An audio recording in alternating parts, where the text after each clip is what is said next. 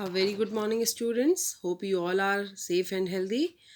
Last week we had studied about sentence and its kinds. So I told you during this topic, I told you that there are three main parts of a sentence without which, and if one even a single thing is missing from that structure, then the sentence will be incomplete. What are the three parts in a proper series? That first there will be a subject, then verb, then object. Okay, so this is the means you can say structure of a sentence. As you in your body, you also have a structure. First you have your forehead, then you have your eyes, then nose, then mouth. On the side there are ears, then neck, then upper tongue, then lower tongue. Similarly, the sentence also has a fixed structure like subject, verb, and object. These three things should be there. Like subject is the mouth, verb is the upper trunk, and object is the lower trunk. So now we are further going to study in the going in the intricacies of this topic with our next topic, and that is subject and predicate. What are we going to study? Subject and predicate. See, the illustration itself tells a lot about subject and predicate. See, subject, this engine is the subject and this is all predicate, means subject carries everything with it. Understood? Subject, you can say, is the main thing of the sentence. Without subject there cannot be a sentence. So subject is what? Who or what the sentence about. Who, remember, who or what the sentence about is what is our subject, right? Then what is predicate? What the subject is doing. What the subject is doing. Okay, that is like Craig writes. What is Craig doing? Craig writes. Like suppose right now, uh, who is teaching you people? Kavita ma'am is teaching you. Okay, so Kavita ma'am is the subject. Okay, Kavita is the subject of the sentence. What is Kavita doing? Kavita is teaching. Okay, what is Kavita doing? Kavita is teaching. So it is teaching the children. Then it becomes object. Okay, so what is the subject? Who is doing this teaching job? Kavita. Okay, and what Kavita is doing? Kavita is teaching the children. So Kavita is the subject of the sentence. Is teaching the students is the object of the sentence. Now here, like from your perspective, let's talk about like let me take any child's name. Okay, like whose name should I take? Whose name should I take? Let's take Kunal. Okay, Kunal is listening to Kavita ma'am. So who is doing what? Answer, give me the answer. Who is doing what? Yes, I can hear some of the voice. Kunal. Kunal is doing something. What is Kunal doing? So Kunal is what? Our subject. When we get the answer who or what, we get the our subject. Okay. Who is listening to the teacher? Kunal is listening to the teacher. Okay. Now what is Kunal doing? What is Kunal doing? Is listening to his teacher. Okay. So is listening to his teacher is what? Predicate of the sentence. Clear? Now see one of the famous character in your life that attracts you people a lot, Spider-Man. Like see, who is this Spider-Man? Who is this Spider-Man? This is what is subject. What action is he doing? Is running after the bad man. You people might have seen a spider always fights with bad people, okay, and he defeats them. So here what action is he doing? He is running after the bad man. So what is the subject? Our subject is Spider-Man, and what action is he doing? Is running after the Batman. So what is happening here? Spider-Man is running after the Batman. We got a complete sentence. So what is the subject in this? Spider-Man is our subject and is running after the Batman is our predicate part. Clear? Now what is a subject? Let's see. A subject is the person or thing that is doing an action, or the person or thing that is the focus of the sentence, right? What is predicate? Means our main attention, main focus is about this subject in a sentence. What is predicate? The predicate of the sentence is the part that contains the action, that what that person is doing. Okay, so or we get some more information about the subject in this sentence, we can say. For example, see, I have taken some of the Examples. See subject, Mr. Smith took a walk. Mr. Smith, this is Mr. Smith and he took a walk. The dentist pulled out a tooth. See, this is all subject this side, and this side is what? This is all predicate. The pig with big stout slobbered on a kid. Now see, this only has a noun, or see pronoun is not there, there's only noun. Okay. And there is, we have the verb and we have the object. Verb pulled out is the verb, a tooth is object, slobbered is a verb, and on a kid means other predicative part. So subject is made up of what? This makes it very clear that subject is made up of a noun or a pronoun. Okay, now see in this sentence, the pig with the big stout, it is an adjective that is defining this pig, means our noun. So it is a part of the subject. Now in subject predicate beta, we have sometimes this was a very simple means sentence. Mr. Smith took a walk. Okay, only one person, one action is happening. The dentist pulled out a tooth, only one person, one action is happening. Okay, the pig with a stout, okay, only one animal and only one action is happening. But we have the compound subject and predicates also. Now what is compound? I have told you earlier also, last year also betaji, that there are some compound verbs. Okay, similarly there are compound subject and predicate also. Compound verb, I told you na, like is going. Is going, this verb is made up of two words, is helping verb and going main verb, right? So this is called compound verb because it is made up of two verbs, helping verb and main verb. So this is called compound. Similarly there are compound subject also, means two people are doing the action. Okay, and they are connected with and. Okay, two actions are happening and they are connected with the help of conjunction and or some other conjunction, then it will be called compound predicate. Like for example, let's see compound subject example.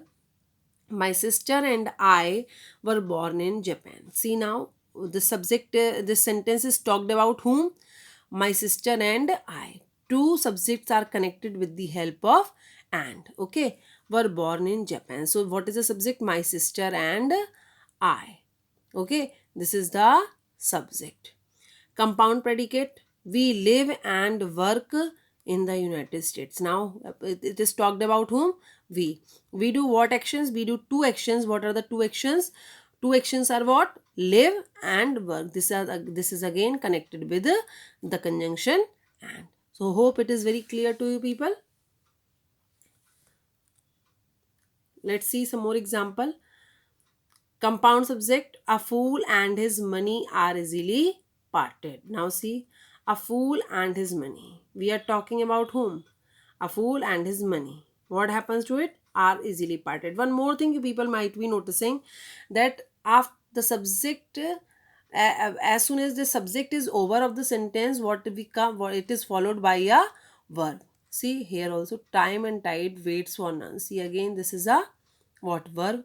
So just after the subject there is a verb. So this is also an identification. Okay, time and tide waits for none. See, time nor tide.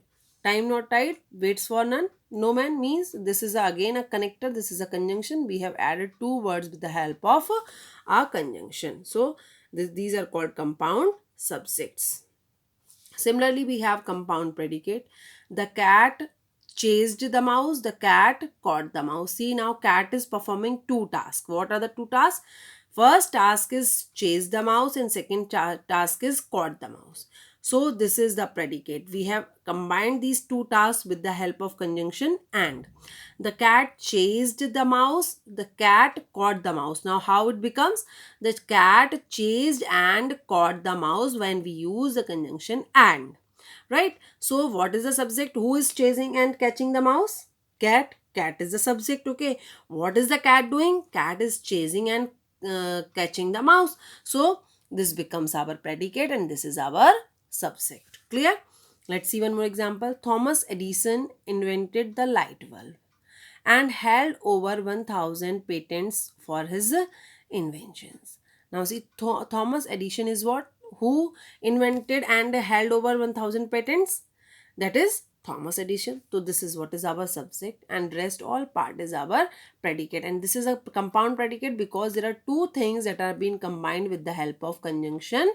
And hope it is very clear to you people.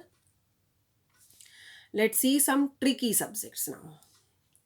Someday, Miss Reep and her team will get success in their mission. Someday, Miss Reep and her team. Now, what happens? Some of you are, I have noticed that some of you think that subject is always there in the beginning of the sentence, and you circle this someday and you underline the whole part as predicate. This is completely wrong, beta ji. See, now, who will get success in their mission? Make a question. Ask a question in your mind. Who will get success in their mission? Who will get? Miss Reep and her team. This answer we are getting. Okay. So, when we get the answer for who and what, then we get our subject. Who will get success in their mission? That is Miss Reep and her team. So, this is our subject. Rest all part is predicate. Someday will get success in their mission. Someday will become a predicate of this sentence. In her pocket, Miss Kia found $1 million. Who found $1 million? Miss Kia. But here what you people will do? You people will circle this and you will underline this whole. No, this will be wrong. What is the subject? Miss Kia. See, in both the sentences, the subject is coming in the between. With a big smile, Dr. Richmond happily rewarded us all with pizza. Wow, in this lockdown, we get a pizza. Amazing. With a big smile, Dr. Richmond happily rewarded us all with a pizza. Now see, with a big smile, that was there on his face. So it is a part of predicate, not a part of subject. Who happily rewarded us with all with the pizza? That is Mr. Richmond, Dr. Richmond. So Dr. Richmond is the subject, rest all is the predicate part. Out of the woods came a bear. Now see, the subject is in the end of the sentence. Who came out of the wood? Bear. Okay, so this is the subject. Like, against the wall stood the ladder. What was standing against the wall? Ladder. So sometimes in some sentences we can have our subject even in the end of the sentence. Hope it is clear to you all. Now be careful with the sentences that begin with there. There are some sentences that start with there, and immediately after them, what is there? A form of verb to be. Now what a verb to be? I have told you many times, and again I find that you people forget it. Verb to be means is, rm, was, were. Okay, will be, shall be. Okay, so these are what? Verb to be. In such sentences, there is not the subject. What do people do? You circle this there. No, there is not the subject. Subject, it merely signals. This is an indication that the true subject will soon come in the sentence, will occur in the sentence, will soon follow in the sentence. Like, see the example. There were 3 stray kittens covering under our porch steps this morning. There were 3 stray kittens covering under. So who were covering under our porch steps this morning? There or 3 stray kittens? What will be the answer? Yes, 3 stray kittens. What will be the answer? 3 stray kittens. Okay, they were there under our steps. Okay, they were covering over there, not there. So what is the subject of the sentence? 3 stray kittens. So if you ask who or what before the verb, were covering, the answer is 3 stray kittens. See, I had hidden this and before the verb, and I asked who were covering. I got the answer 3 stray kittens, and the correct subject I have found. Now let's see some more example. There is no place like home. What is not there like home? Place. Okay, so place is the subject. There are many leaves on the ground. What is there on the ground? Many leaves. See, if these sentences we change this way also, if we remove this there and there is no place like home, No place is like home. See, I have converted this, made little change. Instead of starting with the there, I have started it in brackets with the subject itself. No place is like home. See, again here we are getting place. So it is the subject. There are many leaves on the ground. Many leaves are there on the ground. These are the ways to write the sentence. Okay, I have the same sentence I have written in other way, and I got my subject in the beginning. So what is the subject? Many leaves. Now, you might be thinking this is what I have talked about, the assertive sentences or statements. What about the imperative sentence? As I told you while teaching you imperative sentences, that in imperative sentences we get command, order, advice, suggestion, request.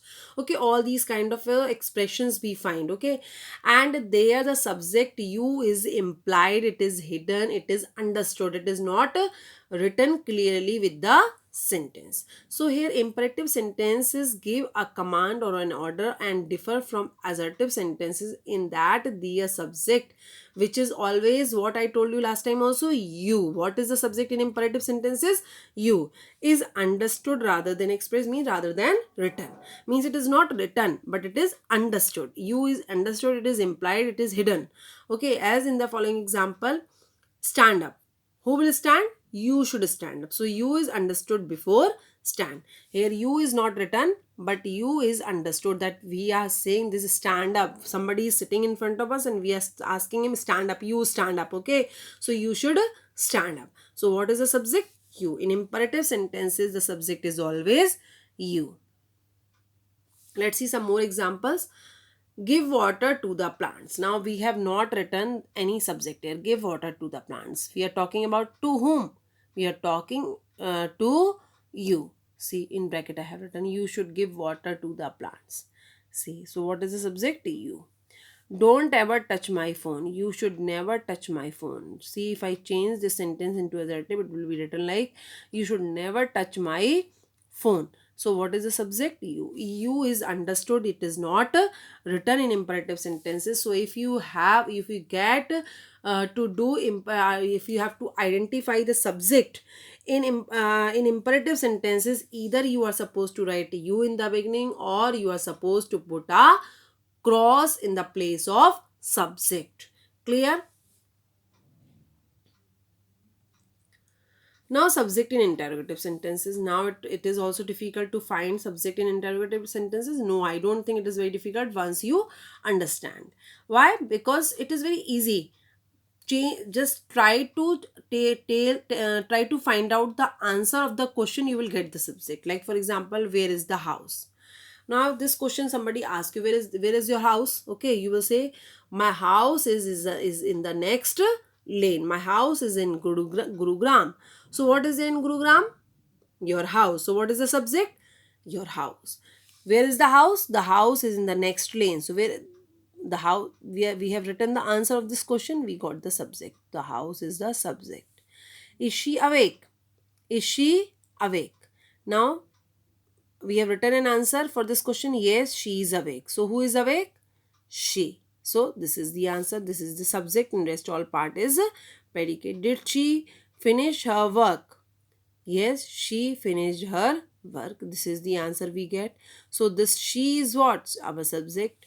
When does Ram want to go to London? Ram wants to go to London in the month of May. Now, who wants to go to London? Ram. So, what is the subject? Ram. So, this kind of rough work you people can do when you are giving a test or an exam to avoid mistakes, that if you have been given an interrogative sentence, to find out the subject and predicate in them, you change the sentence into the question into an answer and write down. Then you will find out the subject, and then you can easily write the subject and the predicate of that particular interrogative sentence.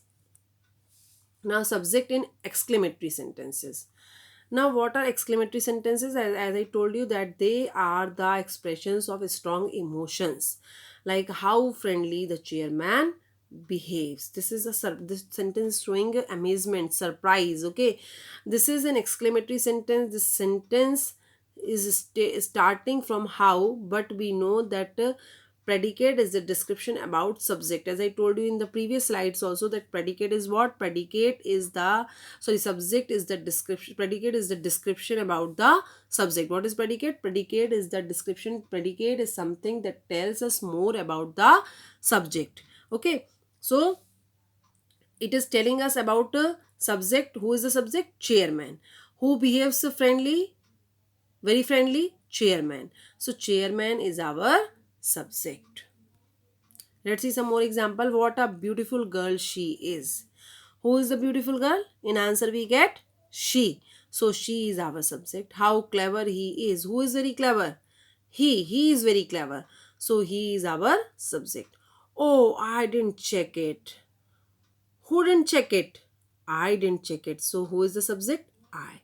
So see, I have highlighted the subjects with a red color. Thank you. Now, with along with this is all for today. I will be giving you one assignment. In that assignment will carry two exercises. One is an easy exercise, and another exercise contains the subjects in between: interrogative sentence, exclamatory sentence, imperative sentences. Okay, you need to do both the exercises in your language notebook. You will need T-mark format in your language notebook. You will write down the topic, subject and predicate, write down the question, and you will write down the answers. Okay, how you have to do those exercises? In the both the exercises, first question I have solved and I have written the way you people have to write in your notebooks. Hope you will follow me and will not commit any error. Thank you. Have a nice day.